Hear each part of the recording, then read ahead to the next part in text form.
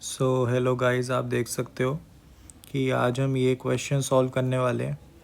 इस क्वेश्चन को करने से पहले मैं तुम्हें डायरेक्टली बता दूं कि ये एक अच्छा सवाल है। ठीक है, मतलब आसान नहीं है सवाल। तो अगर ना भी हो तो ज़्यादा टेंशन लेने वाली बात नहीं है। ये एक ऐसा सवाल है जो कि काफ़ी अच्छा है, मतलब समझ रहे हो, काफ़ी अच्छे लेवल का है। चलो फिर शुरू करते हैं। तो मैं अब सीधा तुम्हें सोल्यूशन नहीं बताना चाहता, मैं बताना चाहता हूँ कि आइडिया कहाँ से पकड़े। ठीक है, क्योंकि अगर मैं सीधा सोल्यूशन बता दिया कि भाई ऐसे होना है इस सवाल, तो फिर वो एक थॉट बिल्डिंग नहीं होती कि भाई हमने ऐसा क्यों नहीं ट्राई किया, है ना। तो देखो भाई, सबसे पहले मुझे दिखा कि देखो एन पॉजिटिव है, वो तो चलो ठीक बात है। यहाँ पे एक समेशन लगा हुआ है। ठीक है, ये आपको पता होगा ये क्या होता है, कॉम्बिनेशन है। मतलब मेरे कहने का है कि एन के अगर ऐसी फॉर्मेशन में है तो उसका मतलब होता है एन सी के। ठीक है, कॉम्बिनेशन है। तो यहाँ पे ऊपर भी कॉम्बिनेशन है, नीचे भी है। तो जब ऐसा होता है तो जनरली हम क्या करते हैं ना कि इसको खोलने की कोशिश करते हैं और कुछ फैक्टर्स कैंसल आउट करने की कोशिश करते हैं। ठीक है, क्लियर है ना। अब देखो भाई, अगर मैं सोचता हूँ इसको डायरेक्ट सॉल्व करने का, ठीक है, मैंने क्या सोचा कि देखो समेशन था एक, है ना, ये समेशन है। -1 की पावर क्या थी, -1 की पावर आर, सॉरी के। एंड यहाँ पे मेरे पास एन स्क्वायर सी के था और डिवाइड में क्या था, एन प्लस के सी के। ठीक है, अब मैं इसको खोल देता हूँ तो यहाँ पे मेरे पास बन जाएगा समेशन -1 की पावर के, ऊपर क्या आ जाएगा, एन स्क्वायर का फैक्टोरियल। ठीक है, और फिर उसके बाद नीचे क्या आएगा, एन स्क्वायर माइनस के का फैक्टोरियल।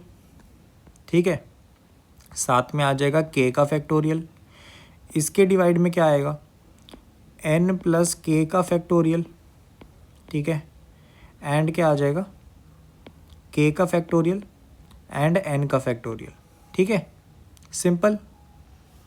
यहाँ पे एक चीज़ साफ साफ दिख रही है कि के फैक्टोरियल यहाँ से हट गया।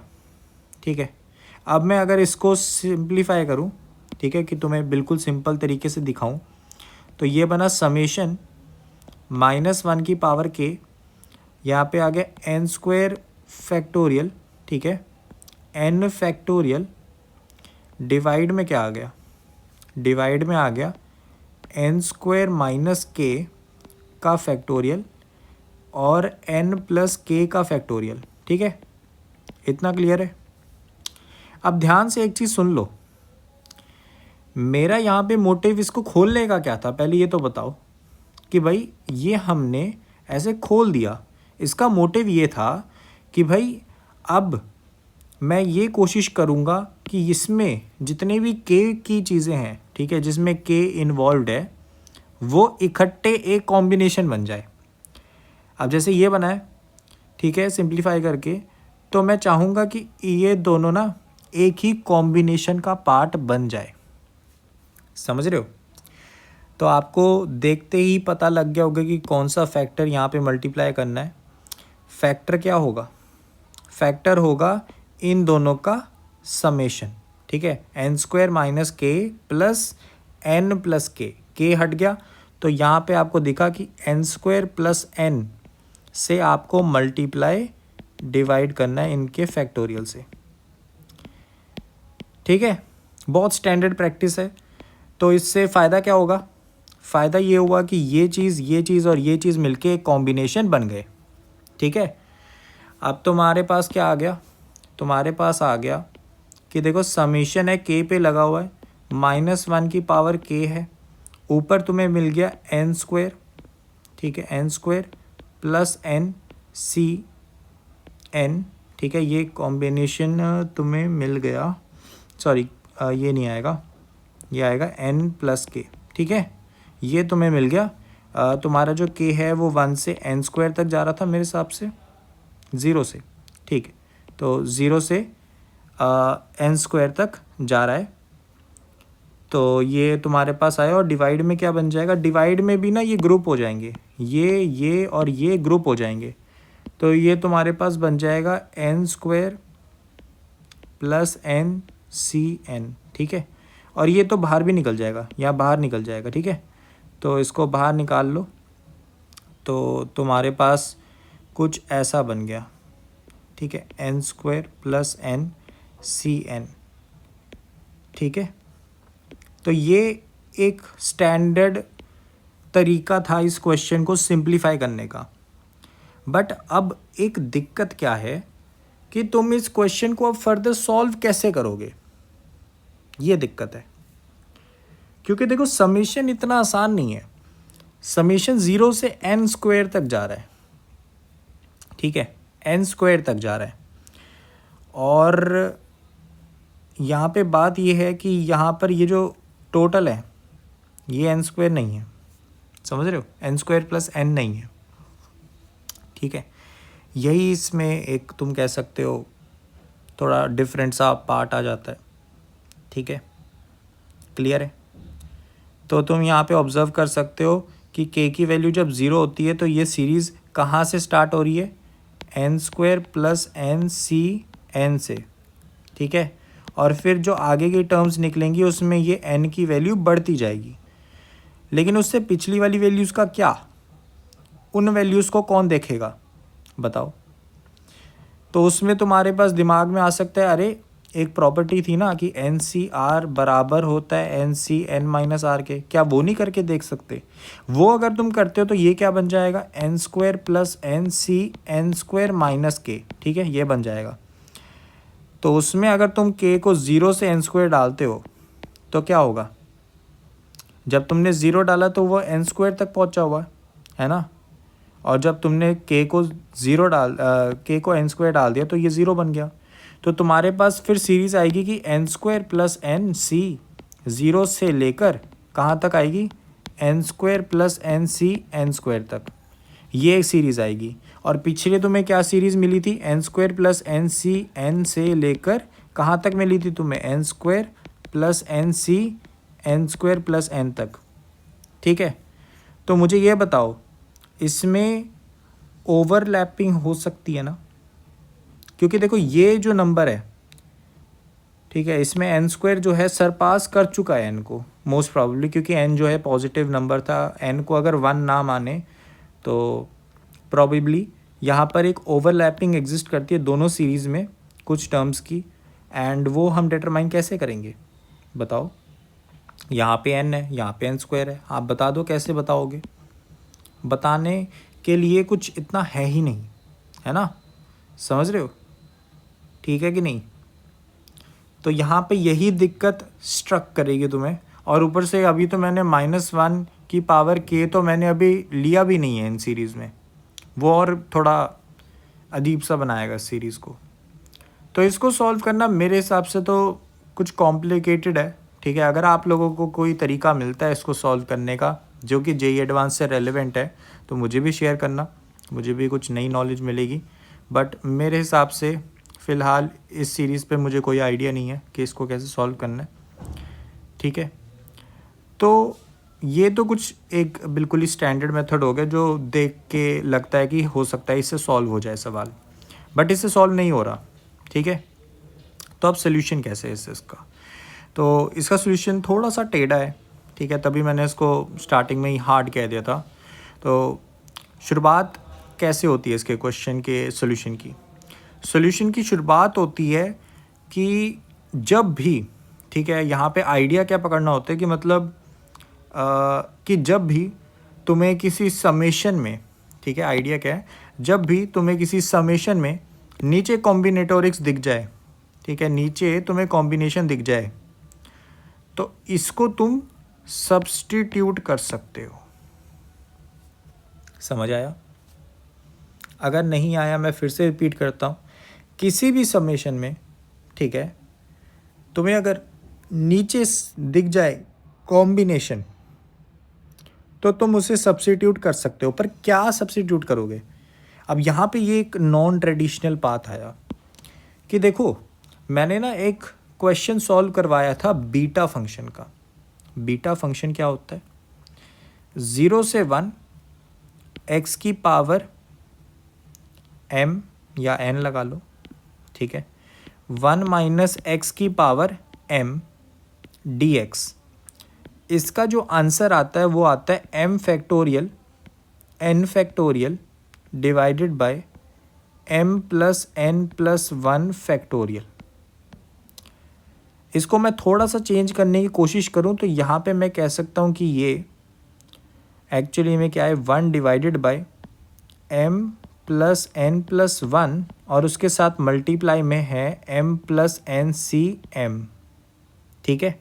अब इसी इक्वेशन को मैं थोड़ा सा चेंज करके लिखूं तो मैं ये कह सकता हूँ कि m प्लस n प्लस 1 अगर मैं दोनों तरफ मल्टीप्लाई कर दूं तो 0 से 1 x की पावर n 1 माइनस एक्स की power m dx equal to ये मेरे पास क्या आ जाएगा, 1 divided by m plus n सी m। और ये है आज का मेन हाईलाइट कि ये जो रिज़ल्ट है, ठीक है, इसकी हेल्प से ये क्वेश्चन सॉल्व होगा। समझ रहे हो कितना क्रेजी थॉट है। तो यहाँ पे क्या है कि ये डिवीजन में है ना, डिवीजन में कॉम्बिनेटोरिक्स है तो उसको हम ये डाल सकते हैं। इस आइडिया को इस सवाल में हम इम्प्लीमेंट करके देखते हैं क्या बनता है। तो हमने देखा डिवीजन में ये कॉम्बिनेटोरिक्स है या कॉम्बिनेशन है, इस पे हम ये सब्स्टिट्यूशन डाल देंगे। आइडेंटिफाई कर लेते हैं m प्लस n है यहाँ पर और सी m है, तो यहाँ पे भी m प्लस n सी m वाली फॉर्म है, तो इसमें ये चल जाएगा, है ना, चल जाएगा सब्स्टिट्यूशन। तो यहाँ पे तुमने देखा कि m क्या है तुम्हारा, m तुम्हारा k है, n तुम्हारा n ही है, ठीक है। तो तुमने ये देखा क्वेश्चन के हिसाब से हमारे पास क्या गिवन था, n प्लस के सी n, है ना, या फिर तुम k लगा लो, ठीक है, k। तो तुमने यहाँ पे डिसाइड करा इसको कैसे सब्स्टिट्यूट करेंगे, दोनों को ऐड करेंगे। सॉरी ये अपने आज आएगा n प्लस के प्लस 1 इंटीग्रेशन 0 से 1, ठीक है, x की पावर n तो n ही रहेगा क्योंकि n दोनों में सेम है, 1 माइनस एक्स की पावर k आ जाएगा, ठीक है, m क्योंकि k है dx। तो ये सब्स्टिट्यूशन हमें पुट करनी है क्वेश्चन में। ये है इंटरेस्टिंग पार्ट, ठीक है। इसमें ये ध्यान रखना कि क्या चीज़ मैंने आइडेंटिफाई करी कि ऐसी फॉर्म की कॉम्बिनेशन होनी चाहिए m प्लस n सी m, ठीक है। ऐसे कॉम्बिनेशन डिवीजन में है तो आप ये ट्राई कर सकते हो क्वेश्चन में। तो अब ये हुआ, ठीक है, तुमने पुट किया इसको, तो क्या बन जाएगा सवाल, हमारे पास एक समेशन था, ठीक है, -1 की पावर k है, ठीक है, और फिर हमें क्या गिवन है कि ऊपर एक कॉम्बिनेशन था n स्क्वायर सी के वाला। फिर तुमने डिवीजन वाले को जो कि ऐसे डिवाइड में था ना 1 बाय n प्लस के सी के, इसकी जगह डाल दिया, ये पुट कर दिया, ठीक है। तो ये तुम्हारे पास कैसे समेशन बनेगा, -1 की पावर k n स्क्वायर सी के, यहाँ पे आ जाएगा n प्लस के प्लस 1, ठीक है, साथ में आ जाएगा इंटीग्रेशन 0 से 1 x की पावर में क्या आ जाएगा n, 1 माइनस एक्स की पावर में क्या आ जाएगा k dx, ठीक है। क्लियर है, इतना क्लियर है। अच्छा, हमारा जो इंटीग्रेशन है कहाँ, ये जो समीशन है कहाँ से कहाँ तक जा रहा था, k इक्वल टू 0 से n स्क्वायर, ये मत भूलना। अच्छा, अब मैं एक बड़ी ही इंटरेस्टिंग सी चीज़ बताने जा रहा हूँ जो कि हो सकता है तुम्हें ऐसा लगे कि अरे क्या ही बता रहे हो यार, मेरे को समझ नहीं आ रहा, बट बहुत ही एक अच्छा कॉन्सेप्ट है जो कि अगर तुमने वेबसाइट पे जाके हार्ड क्वेश्चन वाली शीट है उसको, उसके लास्ट क्वेश्चन को देखना, 40th question, last question of that sheet, website पे जाओ, लिंक डिस्क्रिप्शन में, उसका हार्ड क्वेश्चन वाली शीट है, ठीक है, हार्ड क्वेश्चन नाम ही है उसका, हार्ड क्वेश्चन शीट, उसका 40th क्वेश्चन या फिर तुम कह सकते हो लास्ट क्वेश्चन जो है, उसमें मैंने समझाया था कि जब भी हमारे पास दो समेशंस हैं जो कि फाइनाइट, ठीक है, फाइनाइट नंबर्स तक चलता है, ठीक है, जैसे यहाँ पर ये चल रहा है, एंड उसके साथ या फिर इंटीग्रेशन हो, क्योंकि इंटीग्रेशन भी एक तरीके का समेशन ही है, है ना, आपको पता ही होगा इंटीग्रेशन भी एक तरीके का समेशन है, बस उसमें ये होता है कि आपने बहुत छोटी छोटी स्टेप्स ले ली तो वो इंटीग्रेशन बन गया, सिंपल बात। तो उसमें आइडिया क्या होता है कि जब आपके पास ऐसे हो, ठीक है, एंड आप उन दोनों को ना स्विच कर सकते हो, समझ रहे हो, उन दोनों को स्विच कर सकते हो, मतलब ये जो पूरी चीज़ है, ठीक है, इस इंटीग्रेशन को इस सब के बाहर लेके जा सकते हो, या फिर तुम कह सकते हो इन सबको इसके अंदर लेके जा सकते हो, इंक्लूडिंग समेशन। इंक्लूडिंग समेशन इसलिए क्योंकि वो फाइनाइट है। यहाँ पे बस एक चीज़ ध्यान रखने वाली होती है जब भी हम ऐसा स्विच करें, कि जब आप ऐसा स्विच करो, अगर दोनों चीज़ें फाइनाइट है, ये भी फाइनाइट है, ठीक है, फाइनाइट नंबर मतलब मेरा मतलब है 0 से n स्क्वायर फाइनाइट नंबर तक, अगर ये 0 से इन्फिनिटी होता तो फिर ये इन्फानाइट हो जाता। तो मेन बात मेरी कहने की ये है कि अगर दोनों फाइनाइट है कोई दिक्कत नहीं है, अगर एक भी इन्फानाइट है दोनों में से, ठीक है, तो मेरे हिसाब से कोई दिक्कत नहीं है तब भी। बट जब दोनों इन्फानाइट होते हैं, ठीक है, तो मान लो ये भी इन्फानाइट समेशन है, ये भी इन्फानाइट समेशन है, तब हमारे पास दिक्कत क्या आती है कि अगर तुम स्विच करते हो तो तुम्हें ये ध्यान रखना है कि स्विच करने के बाद अंदर वाली चीज़ फाइनाइट अप्रोच करनी चाहिए, इन्फानाइट नहीं, ठीक है। तो ऐसा कुछ एक टर्मिनोलॉजी है, वो मैंने शायद उस वीडियो में अच्छे से समझाया है, तो आई डोंट थिंक सो इसमें इतनी ज़रूरत पड़नी है। तो ये थोड़ा सा एक अच्छा कॉन्सेप्ट है, मतलब अगर तुम्हें बहुत ही एक अच्छे क्वेश्चंस मैं इसके एग्जांपल्स दूं, जो कि हो सकता है मैं आगे आने वाली वीडियो में एक आधा ले आऊं, तो तुम्हें दिखेगा कि हम ज़बरदस्ती इंटीग्रेशन को प्रोड्यूस करते हैं ताकि हम ये स्वैपिंग कर सके। वही आइडिया इस क्वेश्चन में भी था।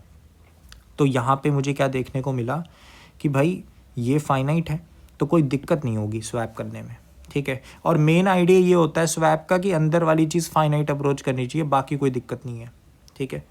तो यहाँ पे इंटीग्रेशन बाहर आ गया 0 से 1, यहाँ पे अपने पास समेशन है k इक्वल टू 0 से n स्क्वायर -1 की पावर k चल रहा है, n स्क्वायर c k है, n प्लस 1 प्लस k है, एंड हमारे पास x की पावर n है, ठीक है।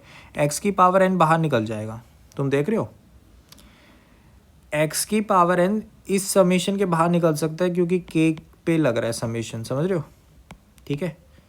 तो इसको तुम बाहर निकाल सकते हो, ये x की पावर n है, तो 1 माइनस एक्स की पावर k बच गया dx, ठीक है, क्लियर है। चलो फिर यहाँ पे हम ना स्प्लिट करेंगे। स्प्लिट कैसे करेंगे कि आप देख सकते हो एक हिस्सा ये है, एक हिस्सा ये है, तो आपको इन दोनों में स्प्लिट कर देना है इस समेशन को, ठीक है। About which point, about this point, ठीक है। तो तुमने स्प्लिट किया तो तुम्हें मिला इंटीग्रेशन 0 से 1 x की पावर n, ठीक है। तो एक हिस्सा तुम्हें क्या मिलेगा कि summation k equal to 0 n square, यहाँ पे n प्लस 1 वाला ग्रुप है ये, ठीक है। तो तुम्हारे साथ आएगा -1 की पावर k, n प्लस 1 को तुम बाहर भी निकाल सकते थे, फिलहाल मैंने नहीं निकाला, n स्क्वायर सी k, और साथ में आ गया 1 माइनस एक्स की पावर k, ठीक है। और फिर अगला समेशन है ना, तो अगला समेशन अपने पास क्या आएगा, k इक्वल टू 0 से n स्क्वायर, यहाँ पे अपने पास k है, फिर अपने पास क्या आ गया बताओ भाई, यहाँ पे अपने पास k आ गया, फिर मेरे पास क्या आ गया, यहाँ पे मेरे पास आ गया -1 की पावर k, n स्क्वायर सी k, 1 माइनस एक्स की पावर k, ठीक है, तो dx। तो ये मेरे पास अब क्वेश्चन बन चुका है, मतलब तुम देख रहे हो हमने कहाँ से शुरू करा और हम कहाँ जा रहे हैं, है ना। कुछ क्रेज़ी है ये क्वेश्चन, और इसका सॉल्यूशन देखते ही इतनी सारी एडवांस चीज़ें आ जाती हैं कि मतलब एक वीडियो के लिए बहुत लंबा क्वेश्चन है एक तरीके का, समझ रहे हो। इसमें आइडियाज़ ही आइडियाज़ हैं, पर मैंने कोशिश पूरी कर रहा हूँ कि आपको समझा सकूँ, और मैं वीडियो लिंक्स डिस्क्रिप्शन में डाल दूँगा, ठीक है, जो एक बीटा फंक्शन वाला था, और एक बार आप वो जो क्वेश्चन था शीट वाला उसको ज़रूर देखना। तो ये अपने पास आया। अब यहाँ पे ना आइडिया सिंपल है कि ये तो बहुत ईजी है सॉल्व करना, क्यों, क्योंकि n-1 जो है इसको बाहर निकाल लो, है ना, n-1 को बाहर निकाल लो, तो तुमने क्या करा, n+1 को बाहर निकाल लिया, तो ये n+1 है। समीशन कहाँ से कहाँ तक जा रहा है, k = 0 से n², ठीक है। तो यहाँ पे n² तक जा रहा है, और ये समेशन तो सॉल्व करना बहुत आसान है, इसकी तो डायरेक्ट वैल्यू पता होगी। बताओ भाई, ये तो सिंपल दिख रहा है कि भाई तुमने क्या किया, ये तो बाइनोमियल एक्सपेंशन है किसकी, 1 - x टाइप की, है ना। तो सिंपल है, इसका आंसर क्या आ जाएगा, 1 - x की पावर क्या आएगा, n²। सही बात है कि नहीं, ठीक है, आसान था ना। ये तो सिंपल है सॉल्व करना। ये बाइनोमियल एक्सपेंशन को याद करो, k 0 से n² जा रहा है, ये पूरा सारे कॉम्बिनेशंस आ जाएंगे, ये ऑल्टरनेट चलेगा, और ये क्या है, ये x की पावर r जैसा कुछ है ना, समझ रहे हो। तो यहाँ पे पूरा x ये बन जाएगा 1 - x, तो 1 - x और उस पूरे की पावर n², ये है इसका निचोड़, है ना। तो यहाँ पे वैल्यू क्या आ गई, 1 - x की पावर n²। तो यहाँ पे इसको सिंप्लीफाई करके ये क्या आ रहा है, x की पावर n²। सही बात है। अब दूसरा सॉल्व करते हैं। अब दूसरा सॉल्व करना भी ना बड़ा इंटरेस्टिंग है। कैसे इंटरेस्टिंग, इसलिए है क्योंकि तुमने ऐसे सॉल्व करने की कोशिश की होगी इनको पहले, ऐसा नहीं है कि ये कुछ नया है। इसको बताओ कैसे सॉल्व करेंगे, कुछ बताओ भाई। तो एक्चुअली ये आसान है, मैं थोड़ा सा यहाँ पे स्पेस बना के आपको थोड़े से हिंट देने की कोशिश कर रहा हूँ कि आपको याद आए खुद ही कि भाई अरे ये करते थे। जब भी ऐसा दिखता था दोनों जोड़ों में, क्या करते थे, n², यहाँ पे सेपरेट कलर से लिखता हूँ ताकि थोड़ा सा पता लगता रहे। n² ck को हम क्या लिख देते थे, n² को नीचे गिराओ, k को नीचे गिराओ, n² -1 है ना, n² -1 c k -1। सही बात है कि नहीं, ऐसा करते थे कि नहीं करते थे, बताओ भाई, करते थे नहीं करते थे, सही बात है कि नहीं, ठीक है। चलो फिर, तो हमने ये कर दिया, और अगर मैंने ऐसा किया तो ये कटते हुए दिख रहे, ये k इससे कट जाएगा, है ना। तो बताओ क्या बना, तो ये निकल के आता है समेशन, ठीक है, n² बाहर निकल गया जो यहाँ वाला था, ठीक है, ये वाला, और -1 की पावर k है, ठीक है, जिसको मैं k -1 भी कर सकता हूँ, but I don't think so उसकी कोई ज़रूरत है, उसका एक माइनस साइन बाहर निकाल लेता हूँ, तो ये k -1 हो गया, और ये n² -1 c k -1 है। k अब 0 से नहीं जा सकता, यहाँ पे आपको पता होगा जब भी ये प्रॉपर्टी लगाते हैं तो समेशन में k में कुछ लॉजिकल चेंजेस करने होते हैं, तो k = 1 हो गया, और ये n², और फिर 1 - x की पावर k है। बट अब इसको k को अगर मैं 1 डालूँगा तो यहाँ पे 1 आ जाएगा ना, समझ रहे हो मेरी बात। k को अगर मैं अब 1 डालूँगा तो ये तो 1 बन जाएगा, है ना। k को 1 डालूँगा तो वह 1 - x आ जाएगा। बट ओरिजिनली मतलब ये क्या आपका कोई एक्सपेंशन बन रहा है, वो जो मैंने ऊपर जैसे सिंप्लीफाई करा है, क्या ये वैसा बन पा रहा है। तो अगर मैं k को 1 डाल रहा हूँ तो वो 0 नहीं बन रहा, तो यहाँ पे भी k -1 मेरे पास आना चाहिए था। तो यहाँ -1 किया मैंने, तो यहाँ पे बाहर एक मल्टीप्लाई में क्या आ जाएगा, 1 - x, ठीक है। तो एक बाहर निकाल लिया। अब ये सिंप्लीफाई हो जाता है, ये पूरा सिंप्लीफाई होके क्या बन जाएगा, बताओ भाई, x की पावर n² -1, ठीक है। तो ये बहुत ही सिंपल बाइनोमियल वाली चीज़ें आ गई इसके बीच में। अब ये इंटीग्रेशन क्या बन गया, 0 से 1, x की पावर n था, यहाँ पे अपने पास n+1 के साथ क्या आ गया था, x की पावर n², और यहाँ पे मेरे पास क्या आ गया, माइनस में n², 1 - x, साथ में क्या आ गया, x की पावर n² -1, ठीक है। ये मेरे पास आ गया dx। सो गाइज अब हमें इस इंटीग्रेशन को ही सॉल्व करना है बस। तो यहाँ पे आप देख सकते हो एक्स की पावर एन इधर जाएगा और कहाँ जाएगा, इधर, है ना।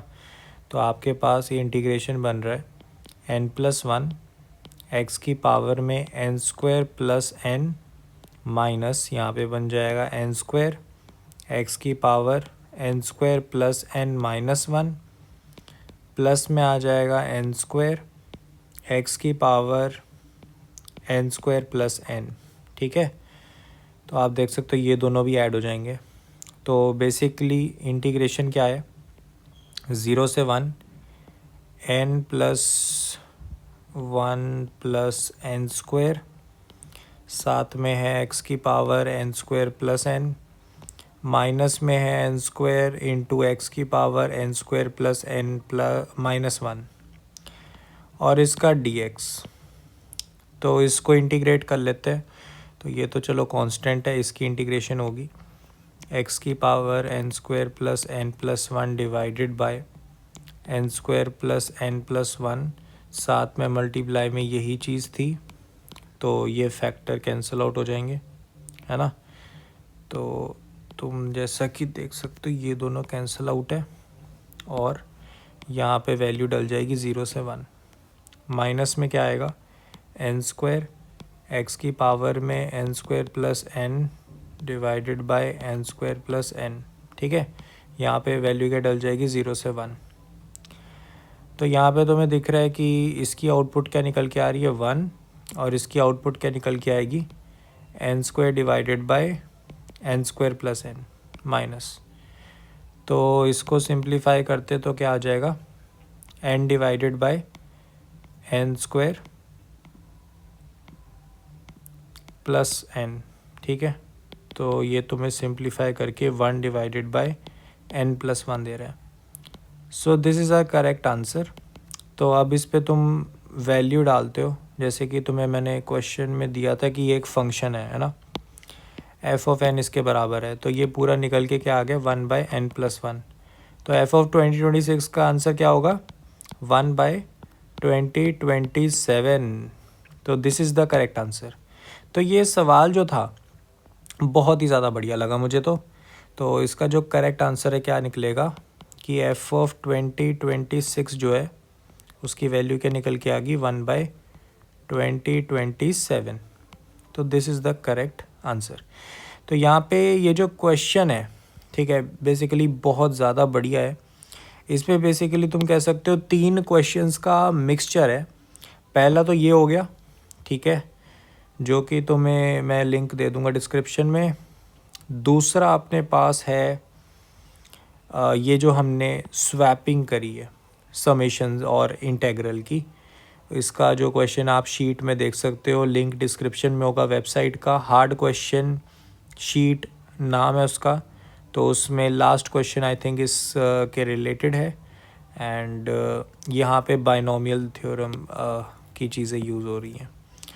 तो ये एक 3 क्वेश्चंस का मिक्सचर वाला क्वेश्चन था। बहुत ही अच्छा सवाल लगा मुझे। तो आप बताना आपको कैसा लगा ये सवाल, काफ़ी इंटरेस्टिंग है। और जो मैंने पहले अप्रोच बताई थी सबसे पहले वाली, मुझे बताना अगर आप कुछ क्रिएटिवली उससे कुछ निकाल पा रहे हो आंसर टाइप, है ना। मेरे हिसाब से तो मैं वहाँ पे स्टक था, मुझे तो नहीं कुछ ऐसा दिखा उस मेथड में कि कुछ निकाला जा सकता है उस तरीके से। तो अगर तुम्हें दिखे तो मेरे को ज़रूर शेयर करना, मुझे भी कुछ नया जानने को मिलेगा। अभी के लिए ये इसका करेक्ट आंसर है, ठीक है। तो आई होप सो तुम्हें समझ आ गया होगा, सवाल काफ़ी अच्छा है। और मिलते और अच्छे क्वेश्चंस के साथ।